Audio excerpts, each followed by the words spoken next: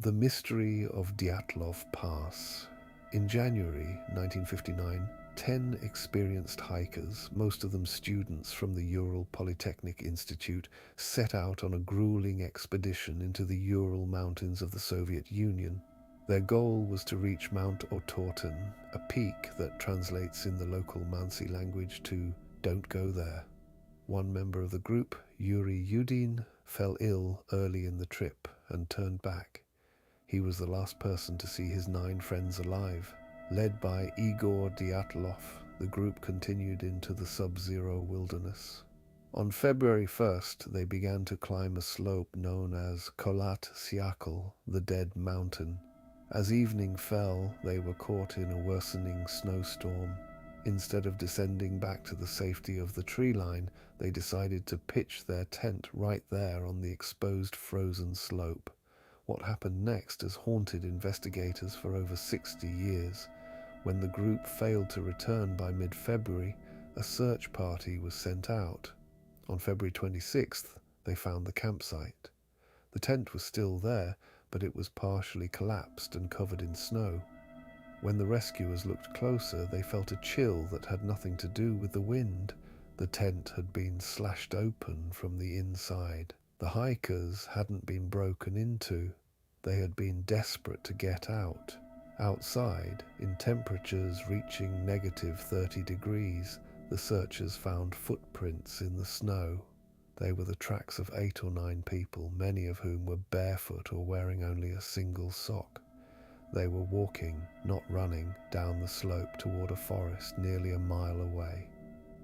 The first 2 bodies were found at the edge of the woods, under a large cedar tree. They were dressed only in their underwear, their hands scraped raw as if they had been trying to climb the tree in a frenzy.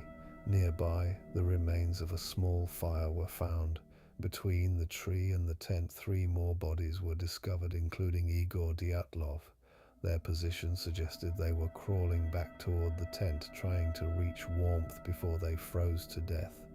The initial medical verdict for these 5 was hypothermia, but the mystery turned truly dark when the remaining 4 hikers were found 2 months later, buried under 12 feet of snow in a ravine further into the woods. Unlike the others, these 4 had suffered horrific, violent injuries. One had a major skull fracture. 2 others had massive chest fractures, the kind of damage usually seen in high-speed car accidents. Yet, strangely, there were no external bruises or soft tissue damage. It was as if their bones had been crushed by an immense, invisible pressure. Even more disturbing, one of the hikers was missing her tongue and eyes. As the investigation deepened, more terrifying details emerged. Some of the hikers' clothing was found to be highly radioactive. Witnesses miles away reported seeing strange, orange spheres in the sky on the night the hikers died. The Soviet authorities abruptly closed the case after only a few weeks, concluding that the group had died due to a compelling natural force. The files were sent to a secret archive and weren't released until the 1990s. What caused 9 world-class hikers to rip open their own tent in the middle of a blizzard and flee into the dark without shoes?